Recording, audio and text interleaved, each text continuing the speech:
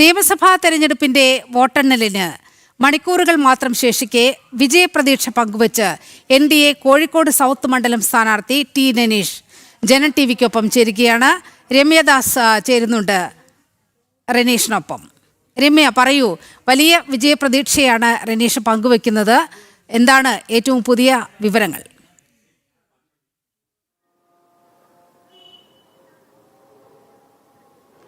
തീർച്ചയായും നീലിമ വലിയ വിജയപ്രതീക്ഷയിൽ തന്നെയാണ്. കാരണം നമുക്കറിയാം, കോഴിക്കോട് മലബാർ വേരി എടുത്തു നോക്കുമ്പോൾ കോഴിക്കോട് സൗത്തും നോർത്തൊക്കെ വളരെ വാശിയേറിയ പോരാട്ടം നടന്ന രണ്ട് മണ്ഡലങ്ങൾ തന്നെയാണ്. ഇവിടെ ഇപ്പോൾ നമ്മളോടൊപ്പമുള്ളത് സൗത്ത് മണ്ഡലത്തിലെ സ്ഥാനാർത്ഥിയായിട്ടുള്ള ടി റനീഷാണ്. നമുക്ക് അദ്ദേഹത്തോട് തന്നെ കൂടുതൽ വിശേഷങ്ങൾ ചോദിക്കാം.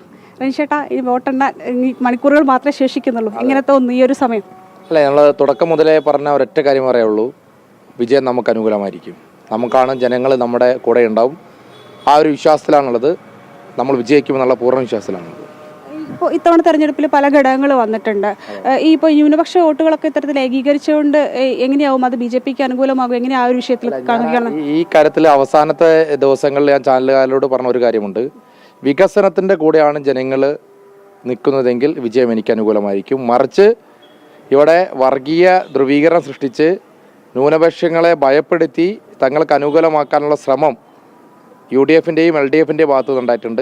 അതിലവർ വിജയിച്ചിട്ടുണ്ടെങ്കിൽ മാത്രമേ അവർക്കൊരു വിജയപ്രതീക്ഷയ്ക്ക് സാധ്യതയുള്ളൂ. അല്ലെങ്കിൽ 100% വികസനത്തിൻ്റെ കൂടെ ജനങ്ങൾ നിൽക്കും. അത് എനിക്ക് അനുകൂലമാകുമെന്നാണ് ഞാൻ കരുതുന്നത്. NDAക്ക് അനുകൂലമാകുമെന്നാണ് ഞാൻ കരുതുന്നത്. ഇപ്പോൾ ഓരോ തവണയും നമുക്ക് വോട്ടുകൾ എടുത്ത് നോക്കുകയാണെങ്കിൽ BJPയുടെ നില ഉയർന്നിട്ടേ ഉള്ളൂ. ഇപ്പോൾ നിയമസഭാ തെരഞ്ഞെടുപ്പാണെങ്കിലും തദ്ദേശമാണെങ്കിലും അത്തരത്തിൽ ഇപ്പോൾ നമ്മൾ 7 കൗൺസിലർമാരുടെ 13 ആയെത്തി. അപ്പോൾ അത്തരത്തിൽ കോഴിക്കോട് മേഖല എങ്ങനെയാണ് വലിയ വിജയം തന്നെയാണ് ഉണ്ടായിട്ടുള്ളത്. ഇതിപ്പോൾ കോഴിക്കോട് മാറ്റിയെടുത്തിക്കൊണ്ട് നമ്മൾ മറ്റുള്ള സ്ഥലങ്ങളിലൂടെ എടുത്ത് നോക്കുകയാണെങ്കിൽ എങ്ങനെയാണ് അതിനൊക്കെ നോക്കിക്കാണുന്നത്? എൻ്റെ നിയോജകമണ്ഡലം നമുക്കറിയാം, 50%-ലധികം ന്യൂനപക്ഷ വിഭാഗം എന്നുള്ള ഒരു മണ്ഡലമാണ്. ന്യൂനപക്ഷ വിഭാഗത്തിൻ്റെയും കൂടി വിശ്വാസത്തെ ആർജിക്കേണ്ടതായിട്ടുണ്ട്. സ്വാഭാവികമായും ആ വിശ്വാസത നമ്മൾ ആർജിച്ചു എന്ന് മനസ്സിലാക്കിയത് കൊണ്ടാണ് അവസാനത്തെ 3 ദിവസം പൂർണ്ണമായി വർഗീയ പ്രചരണത്തിന് വേണ്ടി UDFൻ്റെ സ്ഥാനാർത്ഥി അടക്കമുള്ള ആളുകൾ, നമ്മൾ ഇന്ന മതത്തിൻ്റെ ആളുകളാണ്, എനിക്ക് ഇന്ന ആൾ വോട്ട് ചെയ്യണം എന്ന് UDFൻ്റെ സ്ഥാനാർത്ഥി പറഞ്ഞു എന്ന് പറഞ്ഞുകൊണ്ട് പ്രശ്നം ഉണ്ടാക്കിയത് LDFകാരാണ്, BJPക്കാരല്ല. പയ്യാനക്കൽ സ്കൂളിൽ UDFൻ്റെ സ്ഥാനാർത്ഥി മതം ചോദിച്ച് വോട്ട് അഭ്യർത്ഥിച്ചു. അത് ശരിയല്ല എന്ന് പറഞ്ഞുകൊണ്ട് പ്രശ്നം ഉണ്ടാക്കാൻ LDFകാർ തിരക്കി. LDFകാർ ഒരു പരിധിയിൽ ചില കേന്ദ്രം ഇത് തന്നെയാണ് ചെയ്തിട്ടുള്ളത്. അപ്പം മതം ചോദിച്ച് വോട്ട് വാങ്ങി ഈ വർഗീയ ധ്രുവീകരണം നടത്താൻ ശ്രമിച്ചവരാണ് ഇവർ രണ്ടുപേരും. മറിച്ച് നമ്മളിവിടെ വികസനത്തിൻ്റെ, നരേന്ദ്രമോദി സർക്കാരിൻ്റെ വികസനത്തിന് വോട്ട് ചെയ്യണമെന്നാണ് ആവശ്യപ്പെട്ടിട്ടുള്ളത്. ആ 2 ഘടകങ്ങൾ തമ്മിലുള്ള മത്സരമാണ്. വിജയം ആർക്കൊപ്പമാണെന്ന് നമുക്ക് നാളെ അറിയാൻ സാധിക്കും. അപ്പോൾ ഒരു കാര്യം കൂടി ഞാൻ അതിനോട് ചേർത്ത് വെച്ച് നോക്കി. അപ്പോൾ മതം ചോദിച്ച് വോട്ട് അഭ്യർത്ഥിക്കുന്ന രീതി ഉണ്ടായിട്ടുണ്ട്.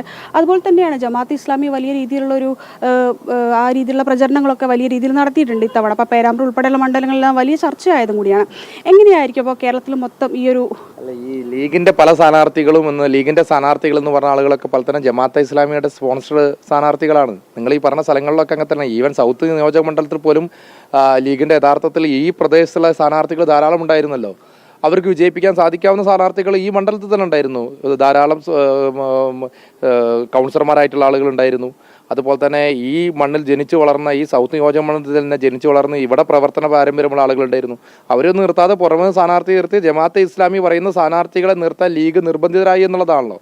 അഥവാ പറഞ്ഞത് മതത്തിൻ്റെ അടിസ്ഥാനത്തിൽ ധ്രുവീകരണം നടത്തി വോട്ട് ചോദിക്കാനാണ് UDFൻ്റെ സ്ഥാനത്ത് ശ്രമിച്ചിട്ടുള്ളത്. ഇപ്പോൾ സർവേ ഫലങ്ങളെല്ലാം UDFന് അനുകൂലമായി വരുന്നു. എങ്ങനെയാണ് ഇപ്പോൾ BJPക്ക് വലിയ പ്രതീക്ഷ തന്നെയാണ്? കാരണം 14 സീറ്റുകളൊക്കെയാണ് പ്രവചനം നടത്തുന്നത്. അപ്പോൾ എങ്ങനെയായിരിക്കും ഇത്തരത്തിലൊരു BJP ഈ തവണ ഞങ്ങൾ അധികാരത്തിലേറുമെന്ന് എവിടെയും പറഞ്ഞിട്ടില്ലല്ലോ. നമ്മൾ പറഞ്ഞിട്ടുള്ളത് പടിപടിയായിട്ടുള്ള ഉയർച്ചയുണ്ടാവും. അതിൻ്റെ ഭാഗമായിട്ട് ഈ പ്രാവശ്യം 10-ലധികം സീറ്റുകളിൽ BJP വിജയിക്കുമെന്നുള്ളതാണ്.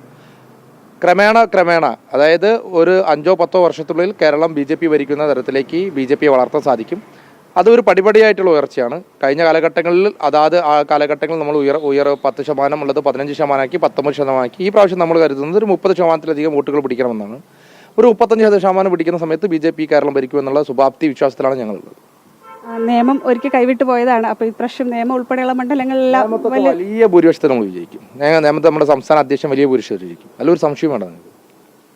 തീർച്ചയായും സ്ഥാനാർത്ഥി മണ്ഡലത്തിൽ മാത്രമല്ല കേരളത്തിൽ ഉൾപ്പെടെ താമര ഇത്തവണ എന്ത് തന്നെയായാലും വിരിയും. കാരണം അത്തരത്തിൽ വിജയപ്രതീക്ഷയിൽ തന്നെയാണ് സ്ഥാനാർത്ഥിയും മറ്റെല്ലാ മണ്ഡലങ്ങളിലെ സ്ഥാനാർത്ഥികളുള്ളത്. BJP ഇത്തവണ അക്കൗണ്ട് തുറക്കുമെന്ന് തന്നെയാണ് പറയുന്നത്. നിലിമ.